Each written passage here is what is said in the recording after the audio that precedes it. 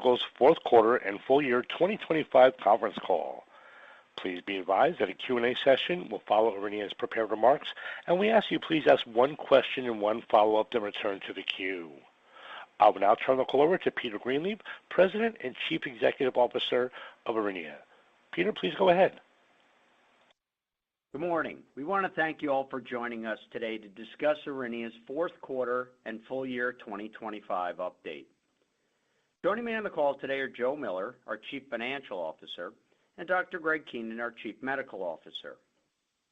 On today's call, we will report fourth quarter and full year 2025 financial results and provide an update on recent business progress. During today's call, we may make forward-looking statements based on current expectations. These forward-looking statements are subject to a number of significant risks and uncertainties, and actual results may differ materially. We are pleased to have delivered strong LUPKYNIS sales in 2025, growing at a rate of 25% year-over-year. For 2026, we expect net product sales of $305 million-$315 million, up 12%-16% compared to 2025. With that introduction, I'd like to now turn the call over to Joe to review our financial results. Joe? Thank you, Peter. Total revenue for the fourth quarter of 2025 was $77.1 million, up 29% compared to $59.9 million for the same period of 2024. Net product sales of LUPKYNIS for the fourth quarter of 2025 were $74.2 million, up 29% compared to $57.6 million in 2024. Net income for the fourth quarter of 2025 was $210.8 million, up 14,957% from $1.4 million in 2024. In the fourth quarter of 2025, the company recorded an income tax benefit of $175.1 million, primarily due to the release of its valuation allowance on deferred tax assets that the company now expects to realize. Net income before income taxes for the fourth quarter of 2025 was $35.7 million, up 2,875% from $1.2 million in 2024. Diluted earnings per share for the fourth quarter of 2025 was $1.53, up 15,200% from 1 cent in 2024. Lastly, cash flows from operating activities for the fourth quarter of 2025 were $45.7 million, up 52% from $30.1 million in 2024. Total revenue for the year ended December 31, 2025 was $283.1 million, up 20% compared to the $235.1 million for the same period of 2024. As a reminder, the 2024 period included a milestone payment of $10 million associated with LUPKYNIS regulatory approval in Japan. Excluding the one-time milestone, total revenue increased by 26% over the same period in 2024. Net product sales of LUPKYNIS for the year ended December 31, 2025 were $271.3 million, up 25% from $216.2 million in 2024. Net income for the year ended December 31, 2025 was $287.2 million, up 4,852% from $5.8 million in 2024. For the year ended December 31, 2025, the company recorded an income tax benefit of $173 million, primarily due to the release of its valuation allowance on deferred tax assets that the company now expects to realize. Net income before income taxes for the year ended December 31, 2025 was $114.2 million, up 1,443% from $7.4 million in 2024. Diluted earnings per share for the year ended December 31, 2025 was $2.07, up 5,075% from 4 cents in 2024. Lastly, cash flows from operating activities for the year ended December 31, 2025 were $135.7 million, up 206% from $44.4 million in 2024.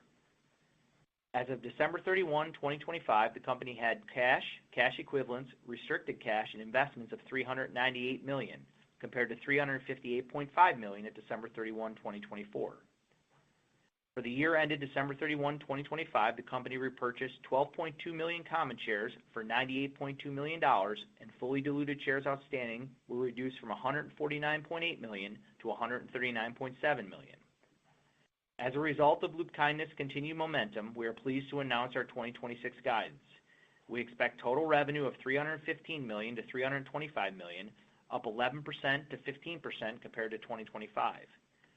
We expect net product sales of $305 million to $315 million, up 12% to 16% compared to 2025.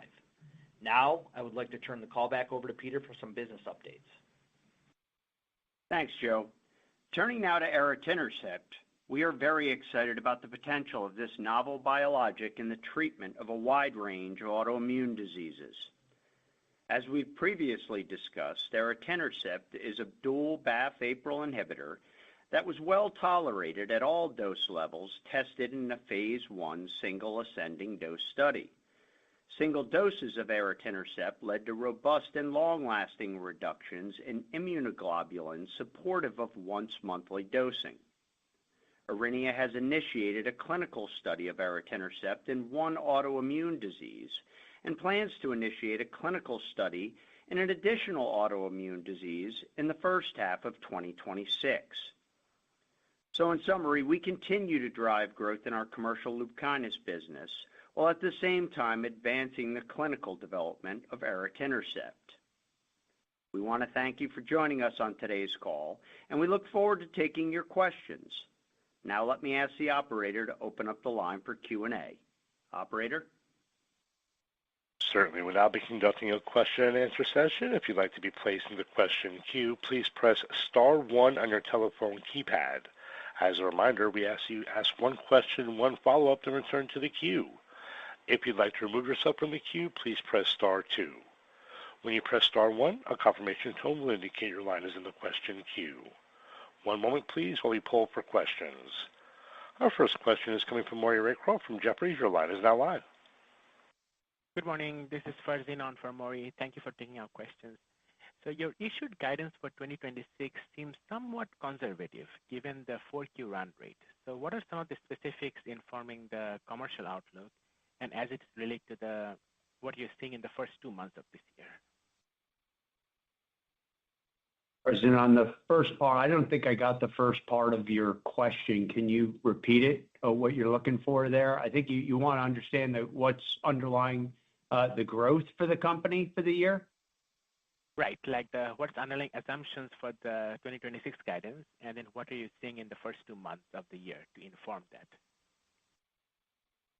Well, I think first off, our strategy for the commercial business of LUPKYNIS continues to be similar to what we've done, for the last probably 6 to 12 months, and that's to continue to stand on the incredible data that we have in terms of the efficacy of the product and the treatment of lupus nephritis and the reduction of proteinuria as early as 3 and 6 months that we've seen, leveraging the expanded data set that we had with the extension study we did with the Aurora trial, which gives longer-term data, the biopsy study, and then last year, the introduction of the ACR and EULAR guidelines that actually did a really nice job, not just promoting novel products like LUPKYNIS, but more importantly, more aggressively using diagnostics to identify proteinuria earlier in patients suffering from lupus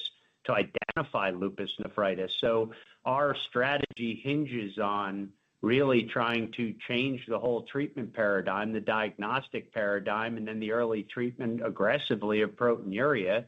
And we believe our drug does that better than the drugs that have historically been used to treat the disease and what's been seen to date with even the novel, newly approved or novel drugs that have produced data. As for the question about the first 2 months of the year, we're not really giving any steer for the quarter, but nothing's out of ordinary for what we've seen, historically. We've tried to put emphasis on the best predictor for what we're seeing going forward has been past history. So we would refer you to Q1 of 2025 to look for any trends in the business. Got it. Makes sense. And then a follow-up is on you recently terminated the phase 3 and the open label studies in the vocal study and the vocal extension, the pediatric study. And it mentioned like part DSMB recommendations. So can you clarify whether DSMB is asking to stop or is FDA refocused on the drug in any way? You want to take that, Greg? Yeah, thanks for the questions, Greg Keenan here. The vocal study in its current form was one where, due to technical issues working with the clinicians, it proved to be very, very difficult to recruit patients for that particular study. So we made a decision based on what we saw at that point that we terminate the study and plan to have negotiations soon with the FDA for further plans for meeting our pediatric commitments in lupus nephritis. Yeah, I think just one thing to add in addition to that is we have data from the work that we've done up to this point. We have in-market data that we know from treatment of patients both on the adolescent and the pediatric side in the current market. So there's data that we can actually provide to the agency, and we look forward to a conversation with the agency about, one, meeting the commitment that we had to the agency, and two, what that would mean for how physicians should be guided in the treatment of pediatric patients. Last point here, remember that this disease is primarily a disease of women in the middle part of their life. It's not really a prominent pediatric condition. So while we had the commitment with the agency, this is not the burden of this disease in pediatric patients is quite small, and thereby the business opportunity being probably even smaller than that. Next question. Thank you. Next question is coming from Joseph Schwartz from Leerink Partners. Your line is now live. Hey guys, this is Will Sohikian on for Joseph Schwartz. Congrats on the quarter and thanks for taking our questions. So just to start for us, I think previously you guys guided to a development update for our etanercept in early 2026. So can we still expect this update, and could you please provide some additional context for what this might entail? I understand that for competitive reasons, you're keeping the indications of focus close to the vest, but what about the overall study design and the size, just so we can have some visibility to the potential data disclosures? And is this a phase 1B or phase 2? And I have a quick follow-up. Thank you. Well, thanks for the question. We're obviously, from the last couple of calls, it should be obvious that we're excited about the therapeutic potential for BAFF/APRIL inhibition across a wide range of these B-cell mediated autoimmune diseases. As we mentioned on this call, we initiated a clinical study of etanercept in one autoimmune disease, and we plan, obviously, as we said, to initiate another in an autoimmune disease in the first half of 2026. At that time, we'll disclose the indications for each study in the second quarter of 2026. So look for more from us then. I can't say whether we're going to get into trial design, et cetera, at that, up until that point. But more to come by the second quarter of 2026. Great. That's super helpful. Thanks, Peter. And then just one on LUPKYNIS. I guess, things have been going pretty well. I think, raising guidance twice last year is a great indication that there's still some growing demand and momentum here. So I guess, could you qualitatively just talk about what's going better than expected? Are patients staying on therapy longer? Are you adding more patients on commercial drug than expected? Are you seeing a better mix of insurers? I guess, what's the main driver of this continued strong performance as we head into 2026? While we don't give individual commercial metrics anymore, what I can tell you, thank you for the question, is we are seeing growth across patients. We are seeing very solid and continued adherence to the product and persistency.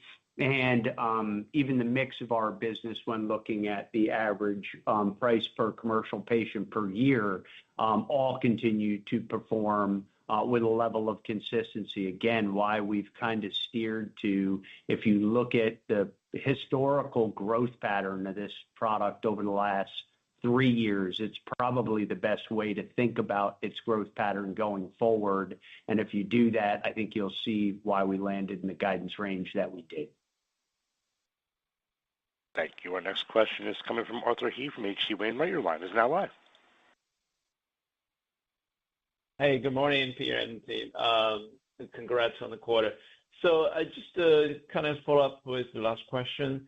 So giving the guidance for the 2026, just curious how much the growth is coming from the rheumatologist versus nephrologist. And given we have the guidance, the new ACR guidance in hand for a while, do you believe we have reached a steady state of the guidance-driven prescribing, or it's still too early, like for the tails?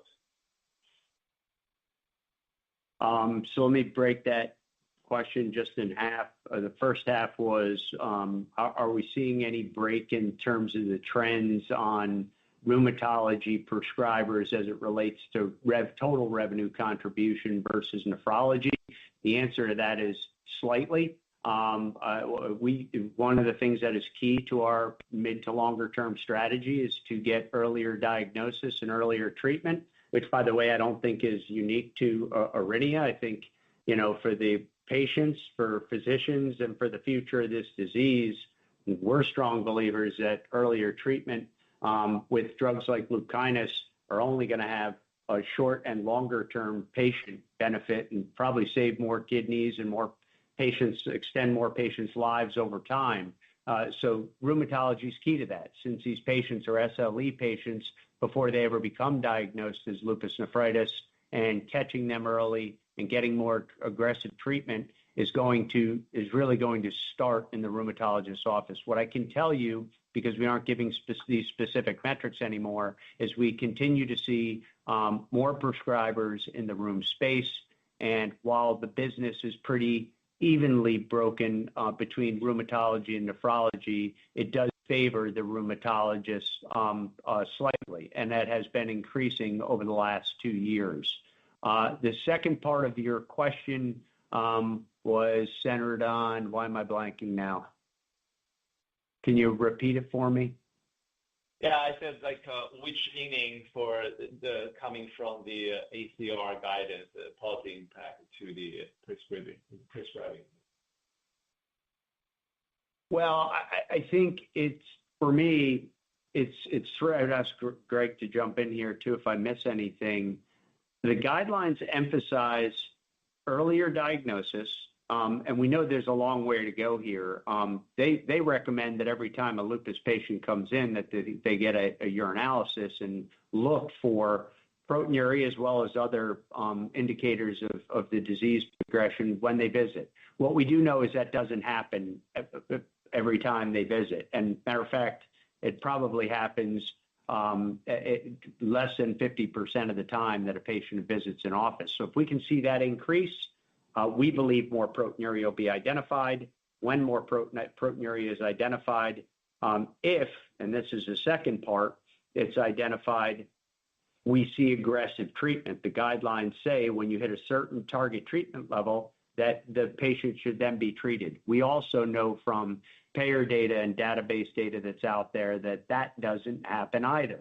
So more aggressive diagnosis, more aggressive treat to specific target of proteinuria. Lastly, the target of keeping a patient on drug for 3 to 5 years is clearly written in the guidelines. And we know that not just for LUPKYNIS, but for all drugs included, treating this more like a chronic progressive disease than an acute flare-up within the disease would all be a major progression for the treatment of the disease. Yeah, no, I just agree with all those points. I think as clinicians become increasingly comfortable, confident in the new agents to include LUPKYNIS, they're more consistently treating for longer periods of time. And so that's something we look forward to continuing to support in the rheumatology and nephrology communities. Thanks, guys. Maybe just a quick one for Greg. So speaking of the originator sector, Greg, could you remind us how's the ADA situation for your drug when you see in the health volunteers? Right. So we mentioned in one of the previous calls that we have seen anti-drug antibodies at low titers at doses from 25 milligrams and above. At this point, as I noted previously, we didn't see any impact on association with injection site reactions or changes in the pharmacokinetic or pharmacodynamic profile of those with positive ADAs relative to those that have not. I'll just remind that each ADA assay is bespoke antibody. It's not uncommon for drugs to have ADA levels, and we're quite confident as we go into subsequent work in our clinical trial program that we'll be able to understand more of the impact of these things. At this point, we're very encouraged with what we see, and our confidence is high in this molecule. Thank you. Our next question today is coming from Sahil Dhingra from RBC. Your line is now live. Hi, this is Sahil for Doug Neem. Thank you so much for taking the questions. My question is related to the competitive landscape. So we have seen that Gazyva was recently approved in the LN indication. So first question is, have you seen any impact of the positioning of LUPKYNIS in the treatment landscape following that launch? And related question is that, is the approval of Gazyva incorporated in your guidance, and how do you think it will impact LUPKYNIS going forward? Thank you. Well, your first question about near-term impact from the launch, our answer would be no. We continue to, see the business performing consistently as it has historically. The question of how it will perform on a go forward and is it represented our guidance? I think our guidance represents a lot of factors, including, new competition and progression of implementation of the guidelines and a multitude of different factors. As it relates to Gazyva, we actually, and all new potential competitors, as I mentioned earlier, I do think there's major room that can be made, improvement that can be made both in awareness building at the patient level, awareness building on the treatment guidelines and diagnostic guidelines for the treatment of lupus nephritis, identification and more aggressive treatment of the disease. And all of these things will grow the market significantly before you ever get into the question of what's the better treatment option. And there, we believe we have an incredibly competitive profile because the guidelines emphasize rapid reduction in proteinuria as early as 3 to 6 months. And I would challenge those on the call to go back, and all these drugs stand on their own merits and will be used by physicians based upon the labels that they get. But if you look closely at the data, in terms of rapid improvement and reduction in proteinuria, generally speaking, the novel competitors that we're seeing in the marketplace appear to not have the ability to reduce proteinuria levels to target treatment guideline levels as quickly as what we've seen with LUPKYNIS. Greg, what would you add? So just to put a punctuation on that point, in our pivotal trial, we saw a 50% reduction in proteinuria within 1 month's time from initiation of LUPKYNIS in those that were studied. And we know that for hitting the primary endpoint, our study was designed to show the benefits at 12 months.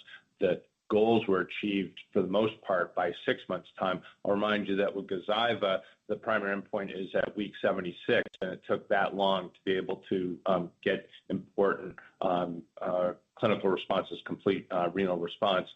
It took a year and a half. So the speed with which it works is notable. I'll also emphasize, relative to Peter's point, Gazyva and B-cell targeted agents are one axis of the immune system. LUPKYNIS is the only indicated treatment for LN that targets the T cell and also has a podocyte protection effect. So These are complementary mechanisms of action. The speed with which LUPKYNIS works is notable. And to Peter's point, the awareness with regard to aggressive treatment that will be created by additional important agents in this area will just improve the likelihood of getting better patient outcomes. Great. This is very helpful. Thank you so much for taking my questions. Thank you. Thank you. Next question today is coming from David Martin from Bloom Burton. Your line is now live. Good morning and congratulations on the quarter. I realize LUPKYNIS was launched in the U.S. market first. Do you expect the other global markets will catch up to the U.S. as far as penetration in the lupus nephritis patient population? Well, while I can't speak directly for Otsuka, our partner in Europe and in Japan, I can give you what we hear through them and what we understand about the market. And I think the short answer there, David, is no. Every country has individual pricing and reimbursement and guidelines as to how they implement the global guidelines to the treatment of the disease.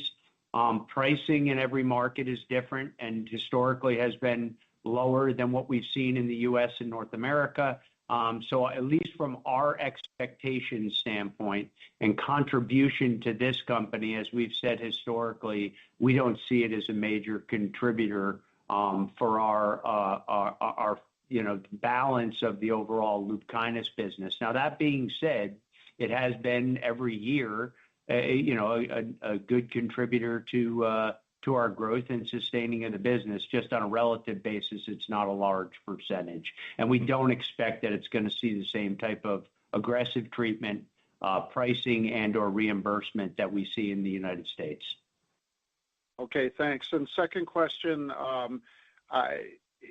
docs, are you finding, are they combining B and T cell therapies or choosing one or the other? I think it's a really good question and one that we plan to continue to think about and potentially explore moving forward. And I'll welcome Greg's comments here, but just one intro.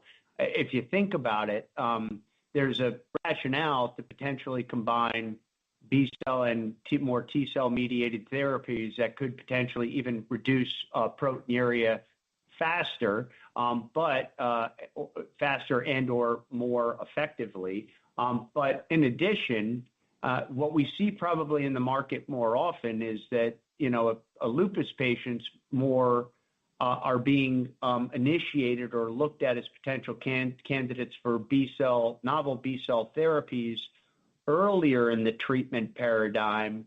And what needs to be considered is a lupus patient when they have controlled symptoms of their lupus, i.e., maybe fatigue or skin condition or tender and aching joints. If those are controlled, yet they have a breakthrough of proteinuria, we often get the question of how to initiate a drug like LUPKYNIS if they're already on a B cell and they don't want to take them off of that B cell. So point being, there are two reasons to potentially address this. One is to more effectively manage lupus nephritis. The other is, could you not stop one therapy to continue another? And is there a safe and efficacious reason for that? And we are seeing it, and we are discussing and planning internally to potentially look at how we might address this through research and development work in the combination of the two.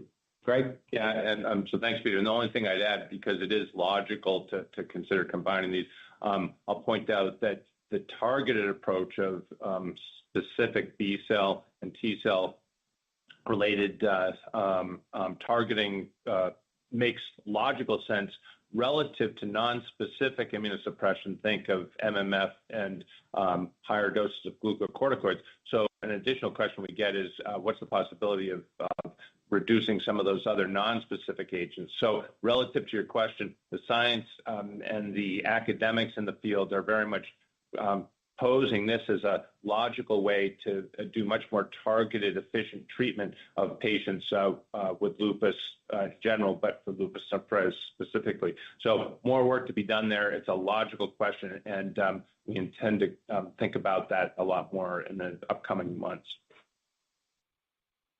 Thank you. Next question today is coming from Olivia Brayer from Cantor Fitzgerald. Your line is now live. Hey, good morning, guys. Thank you for the question. On Aritinercept, what's the cadence of updates that we should expect from that program? I mean, it sounds like next quarter we get some more meat on the bone, but beyond that, when can we start to expect to see more meaningful updates and data behind the program? And then given that you are looking at 2 indications, is there one that you maybe have higher conviction in or feel like your program has a better chance in? Thanks for the question, Olivia. So I would expect to hear more in second quarter 2026.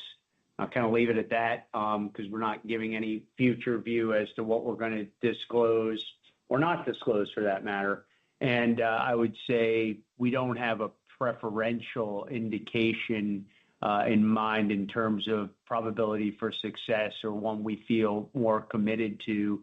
I will say what we're excited about the most here is the fact that this looks like, not just from our work, but from the work of everyone working on both BAFF-APRIL combination or straight BAFF or straight APRIL, that these products can address a multitude of different autoimmune diseases, inflammatory conditions, and that's probably what we're the most excited about. And we're trying to take a very thoughtful, methodical approach to where we start, where we create a beachhead, and if we're successful there, we think there's great opportunity to potentially build from there. And I think that's been proven by those who are doing work here as well. So more to come, a little bit of a non-answer. I apologize for that, but it's not because we don't want to talk more about the details of our plan. We just want to be purposeful about how we roll it out.